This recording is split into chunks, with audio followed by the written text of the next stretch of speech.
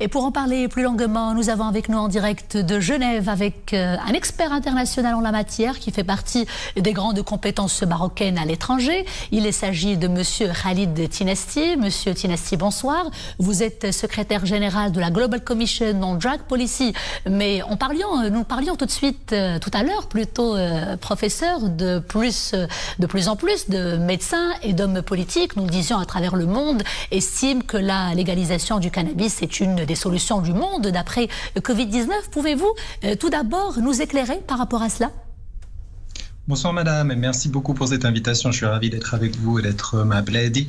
On voit bien sûr tout un nouveau mouvement mondial pour une nouvelle manière de traiter le cannabis. Il est vrai que par exemple notre commission globale a été mise en place par d'anciens chefs d'État et de gouvernement qui trouvaient que la manière dont on gère les substances illégales apporte beaucoup plus de mal en fait à nos sociétés que l'usage de ces substances elles-mêmes et leur danger intrinsèque et donc endogène.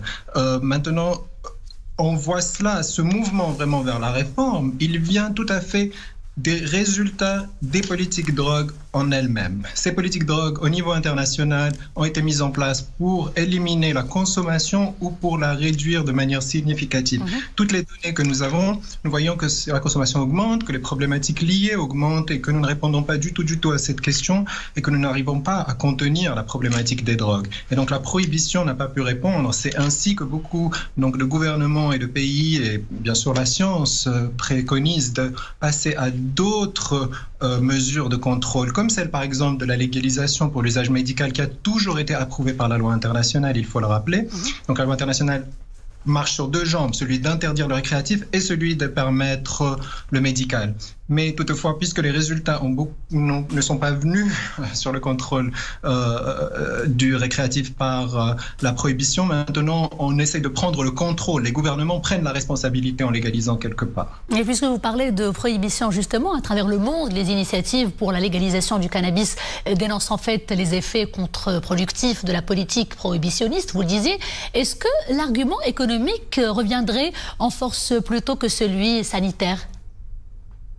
Bien sûr, tout à fait. Je veux dire, ce sont des arguments qui marchent tous ensemble à la base, puisque la prohibition est venue vraiment d'une manière très aveugle, en disant on va tout interdire, on va tout faire disparaître. Le cannabis a un article spécifique dans la Convention de 1961 qui dit qu'il devait disparaître en 1989 du monde pour l'usage non médical. L'usage médical est toujours assuré par les conventions internationales. Donc pour l'usage non médical, non, tout à fait. Mais donc c'est vraiment, comment dirais-je, c'est cette question qui n'arrête pas de revenir et qui n'arrête pas de se poser, de savoir tout marche ensemble en fait, l'économique et le potentiel d'avoir un marché, et bien sûr un marché déjà d'abord chez nous au Maroc pour les patients marocains et pour les malades marocains, et par les producteurs marocains qui ont aussi l'expertise, mais également donc pour l'export dans l'avenir lorsqu'on aura une filière qui sera au niveau, mais également l'aspect social qui coûte très très cher économiquement. Je veux dire, là, si on arrêtait de criminaliser les gens, ça fera, surtout les personnes qui ne font de mal à personne d'autre, ça fera beaucoup d'économies d'échelle pour le système pénitentiaire, pour le système de la justice, pour la police, parce que ça coûte très très cher en fait cette riposte, je parle de la riposte concentrée sur les consommateurs, etc., pas les grands criminels qu'il faut toujours poursuivre et les trafiquants. Donc voilà, donc il y a bien sûr le potentiel de la plante elle-même et de son marché médical et industriel pour le non psychoactif, mais il y a aussi donc, les économies d'échelle à faire sur la manière dont on fait aujourd'hui. Donc deux secteurs majeurs peuvent en sortir grand gagnants, mais si l'on met l'accent plutôt sur le volet sanitaire uniquement et à titre personnel qui impliquerait naturellement la protection de notre jeunesse et qui la place au cœur d'ailleurs des débats et des priorités, comment parvenir justement à cela avec des mesures concrètes ? En fait, on a un très très grand problème aujourd'hui avec comment on fait de la prévention. Nous disons aux jeunes, si vous touchez à du cannabis, vous allez finir comme un grand drogué, vous allez passer à des drogues plus dures, vous allez passer à l'héroïne, etc. Et on n'a aucune preuve scientifique que le cannabis est ce qu'on dit en anglais, une getaway drug, donc une drogue qui fait un pont vers d'autres choses. Il n'y a aucune évidence ni preuve scientifique.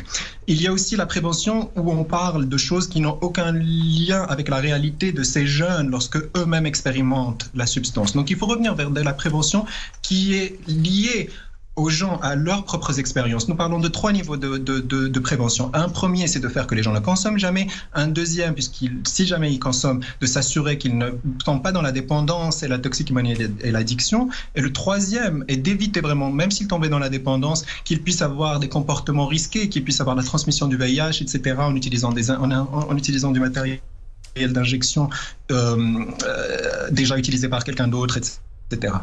Donc la prévention, un énorme chantier qui doit aller de pair avec tout cela. Je rappelle que vous êtes le secrétaire général de la Global Commission on Drug Policy, Monsieur Khalid Tinassi. Merci pour cet éclairage. Merci.